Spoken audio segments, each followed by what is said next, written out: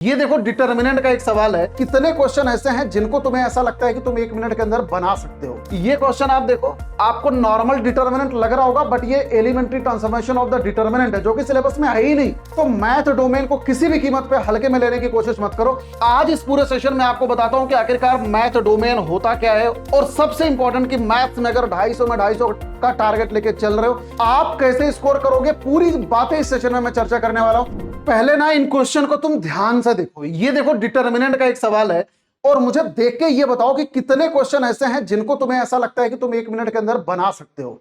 तो ये डिटर्मिनेंट का सवाल है, देख लो। 1 मिनट के अंदर अगर शायद एक बार को टीचर को भी बनाना पड़ेगा, तो शायद अगर सवाल रटा नहीं हो तो ऑन द स्पॉट बनाना बड़ा मुश्किल काम है। ये क्वेश्चन आप देख लो, ये आपको लग रहा है कि ये 1 मिनट के अंदर बड़े आराम से बनाया जा सकता है।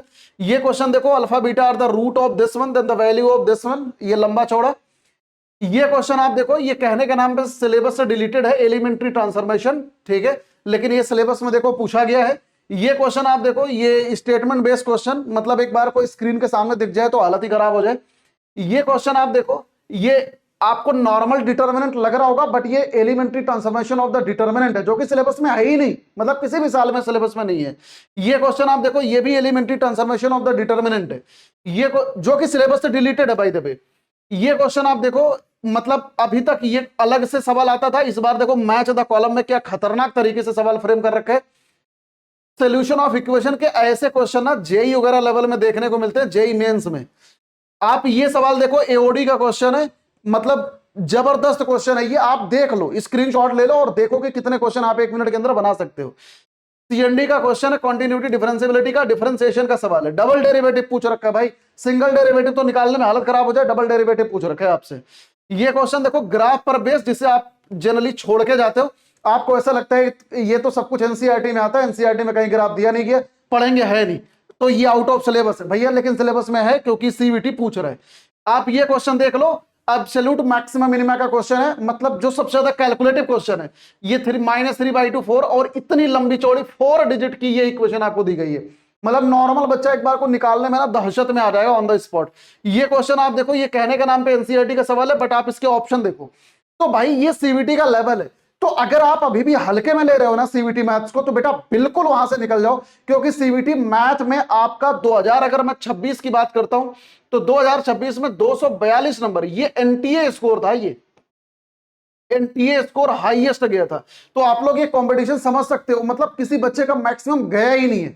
तो मैथ डोमेन को किसी भी कीमत पे हल्के में लेने की कोशिश मत करो। आज इस पूरे सेशन में आपको बताता हूं कि आखिरकार मैथ डोमेन होता क्या है, मैथ डोमेन पढ़ना क्यों है, इसकी अहमियत क्या है मैथ्स डोमेन की, मैथ्स डोमेन का एग्जाम पैटर्न क्या होता है, क्वेश्चन पैटर्न क्या होता है, रजिस्ट्रेशन में मैथ का सब्जेक्ट क्या होता है, कंपटीशन क्या होता है, चैप्टर वाइज वेटेज क्या है, डिटेल सिलेबस क्या है, प्रिपरेशन की स्टडीज क्या है, और बेस्ट बुक लिस्ट क्या है। तो ये सारे डाउट्स तुम्हारे आज इसी सेशन में कंप्लीट हो जाएंगे। और सबसे इंपॉर्टेंट कि मैथ्स में अगर 250 में 250 का टारगेट लेके चल रहे हो, जो कि फिजिबल भी है, 2026 में नहीं था, 2025 में भी थोड़ा सा मुश्किल था, लेकिन 2024 और 2023 में था 100% स्कोर करना। तो आप कैसे स्कोर करोगे, पूरी बातें इस सेशन में मैं चर्चा करने वाला हूं। तो पूरा सेशन अच्छी तरीके से डिटेल में सुन के जाना, बिल्कुल किसी भी कीमत पे वीडियो को स्किप मत करना। अब सबसे पहली बात, मैथ्स डोमेन जरूरी क्यों है। देखो, जितनी भी प्लेसमेंट ओरिएंटेड ब्रांच है ना किसी भी यूनिवर्सिटी में, वो हमेशा मैथ्स डोमेन की डिमांड करेगी। प्लेसमेंट ओरिएंटेड ब्रांच जैसे आपका बीकॉम हो गया, बीए इको हो गया, ठीक है, अभी आगे मैं दिखाता हूं आपको। जैसे यहां पर देखो, डीयू के इंपॉर्टेंट सब्जेक्ट कॉम्बिनेशन की अगर मैं बात करता हूं, तो अगर आप पीसीएम मैथ्स डोमेन में अगर किसी का मतलब अगर साइंस डोमेन में किसी का अगर सबसे ज्यादा प्लेसमेंट होता है वो है मैथ्स, और अगर आपको पीसीएम में जाना है तो मैथ कंपलसरी है, ठीक है ना। अगर आपको मैथमेटिकल किसी भी चीज में जाना है तो language plus math plus 2 domain लेके जा सकते हो, 2 लैंग्वेज प्लस मैथ, मैथ पीछा नहीं छोड़ेगा। बीकॉम ऑनर्स अगर करने जा रहे हो, मैथ अकाउंट में से कुछ ना कुछ होना चाहिए। बीबीए बीएमएस बिजनेस इकोनॉमिक्स में जा रहे हो तो यहां पर भी मैथ होना चाहिए। बीटेक करने जा रहे हो तो भी मैथ होना चाहिए। बीए इको करने जा रहे हो तो भी मैथ्स कंपलसरी है। इसके अलावा एग्रीकल्चर में अगर बीएचयू में जा रहे हो तो यहां पर भी देखो मैथ है ही, ऑब्वियस सी बात है, 3 सब्जेक्ट को मैंने चाहिए, लेकिन मैथ वाले बच्चों के लिए है। Bachelor of science math group में जा रहे हो तो पीसीएम है। Dairy technology food technology BTech करने जा रहे हो तो मैथ्स कंपलसरी है। रेडियो थेरेपी मेडिकल टेक्नोलॉजी में जा रहे हो मैथ कंपलसरी है, ठीक है ना। इसमें जेएमआई में अगर आपको अप्लाइड मैथ्स में जाना है तो मैथ्स कंपलसरी है। इलाहाबाद यूनिवर्सिटी में मैथ के किसी भी ग्रुप से बीएससी करने जाना है तो मैथ कंपलसरी है। अलीगढ़ मुस्लिम यूनिवर्सिटी में कम्युनिटी साइंस वगैरह में जाना है तो यहाँ पर भी देख सकते हो मैथ आप लेके जा सकते हो। स्टेट्स में जा रहे हो तो मैथ आपका जरूरी है। ज्योग्राफी में जा रहे हो तो आपका इसमें भी मैथ एक ऑप्शनल है। तो मैथ सब्जेक्ट ऐसा सब्जेक्ट है, जितने भी प्लेसमेंट ओरिएंटेड ब्रांच है, चाहे आप बीए इको को ले लो, बीटेक ले लो, इसके अलावा बीएमएस, बीबीएफआई, कुछ भी ले लो, आप हर जगह पर आपका मैथ जरूरी है। तो मैथ को किसी भी लेवल पे आप हल्के में नहीं ले सकते। और सबसे ज्यादा अगर प्रॉब्लमेटिक कोई सब्जेक्ट होता है आपकी सीवीटी की जर्नी में, वो होता है मैथमेटिक्स। बात समझ आया? तो आ जाओ एक बार मैथ्स का ना फ्यूचर एक्सपोजर आपको बता देता हूं कि आखिरकार क्या क्या फ्यूचर एक्सपोजर है।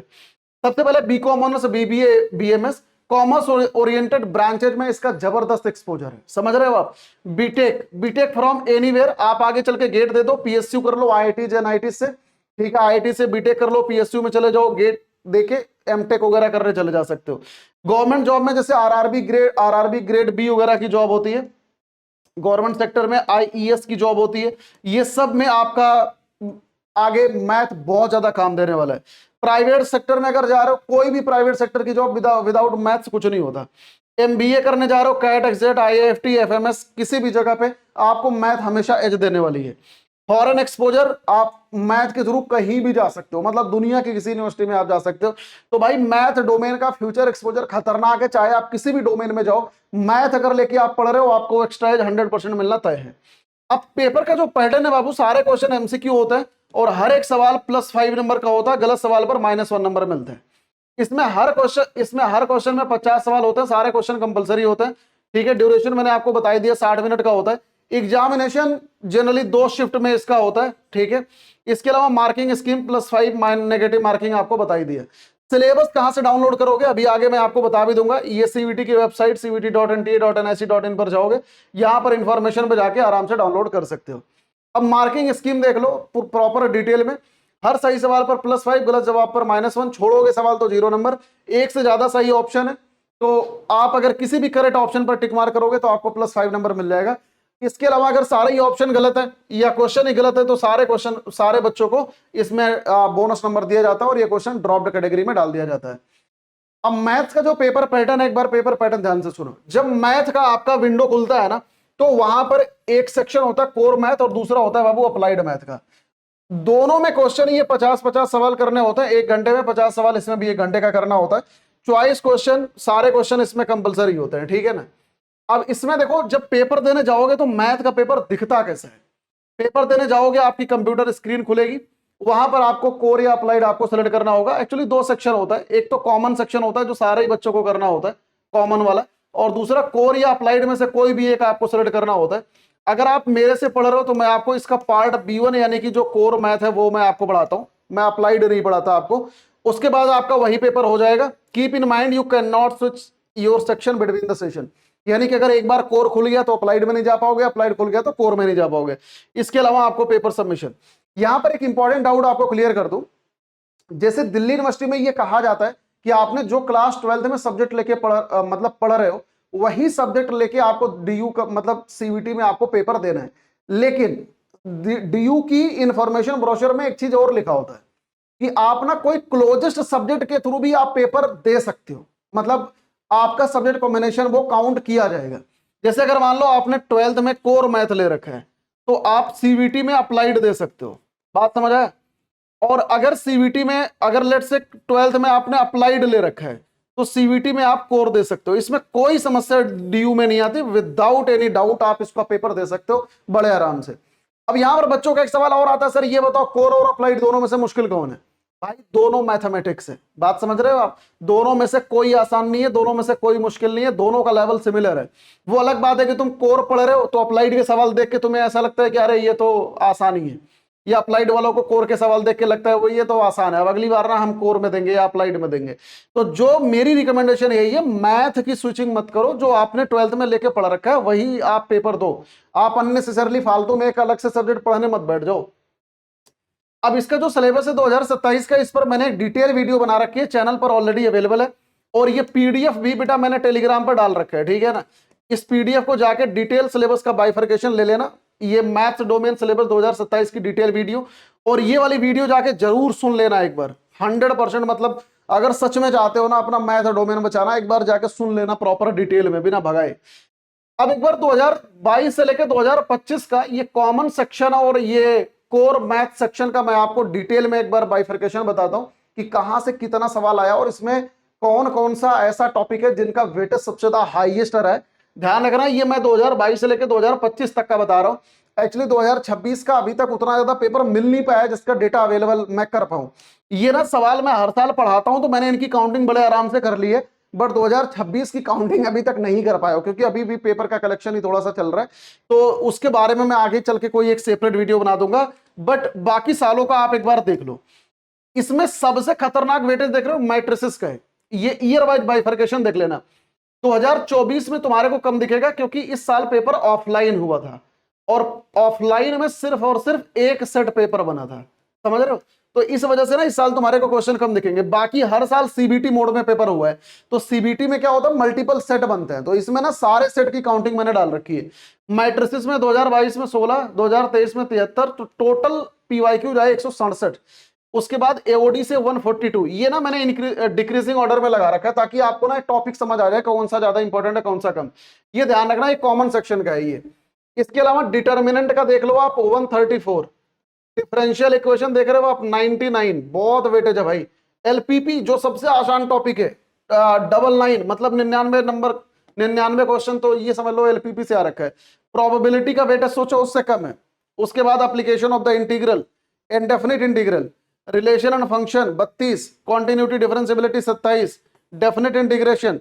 मैंने इसमें इंटीग्रेशन में डेफिनिट और इनडेफिनिट अलग अलग कर दिया थोड़ा सा, दोनों को काउंट करके भी तुम ले सकते हो। ये 26। इसके अलावा 3D और ITF ये सब तो इसमें आता नहीं है। इसके अलावा कोर मैथ का सेगमेंट आप देखो, कोर मैथ में सबसे खतरनाक वेटेज है भाई डिटर्मिनेंट का। 299 क्वेश्चन आया हुआ पिछले 4 सालों में।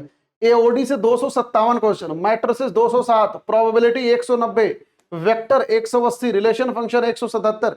और इनकी इंपॉर्टेंस भी तुम ऐसे देख लो, एलपीपी से 134 question, 3D 130, ITF 122, application of the integral 115, differential equation 114, CND 84, ठीक है। इसके अलावा इंटीग्रेशन में इंडेफिनिट और डेफिनिट मैंने अलग अलग लिख रखा है, तो इसमें 65 और ये काउंट अगर कर दो ना तो दोनों एक टॉपिक बन जाएगा, 65 और 48, ठीक है ना।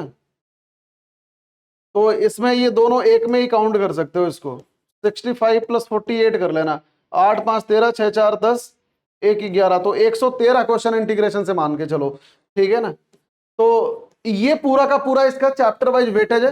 ध्यान रखना 2026 की ना मैं एक अलग से सेपरेट वीडियो, जब एक बार थोड़ा सा कलेक्शन हो जाएगा इसके पीवाईक्यूज का, तो मैं आपके लिए लेके आ जाऊंगा प्रॉपर।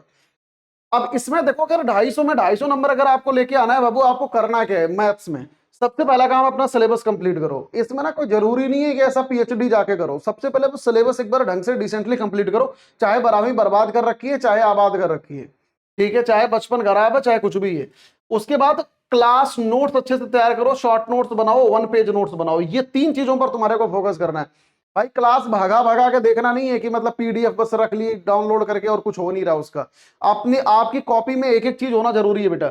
इसके अलावा black PPT 6.0, this is the only study material जो कि आपका सीबीटी ओरिएंटेड है। पूरी मार्केट में बता रहा हूं, कोई किताब उताब आपको करने की जरूरत नहीं है। ब्लैक पीपीटी 6.0 कर लेना, इतना is the more than enough. 5.0 तक ऑलरेडी है, 6.0 अभी मैं अपडेटेड आपको प्रोवाइड करूंगा। उसके बाद चैप्टर वाइज आपको मॉक्स लगाने हैं, फुल लेंथ आपको मॉक टेस्ट लगाना है। मॉक टेस्ट का एनालिसिस बहुत इंपॉर्टेंट है। ये नहीं कि बस मॉक लगा लिया और गेम ओवर कर दिया। इनका एनालिसिस भी कहां पर सही हो, गलत कौन सा है, वीक एरिया कौन सा है, स्ट्रॉन्ग एरिया कौन सा है, हर एक चीज आपको यहां पर एनालिसिस करने के बाद आपको आगे चलकर रिवीजन करते रहना है। और ये साइकिल अगर आप सच में अपना सीवीटी बचाना चाहते हो भैया, ये दिसंबर तक खत्म कर दोगे तो मैं सीरियसली बता रहा हूं आपकी आगे की मैथ की जर्नी बहुत अच्छी हो जाएगी। और अगर नहीं खत्म कर पाए तो फिर आगे सत्यानाश हो जाएगा, बहुत दिक्कत होगी फिर।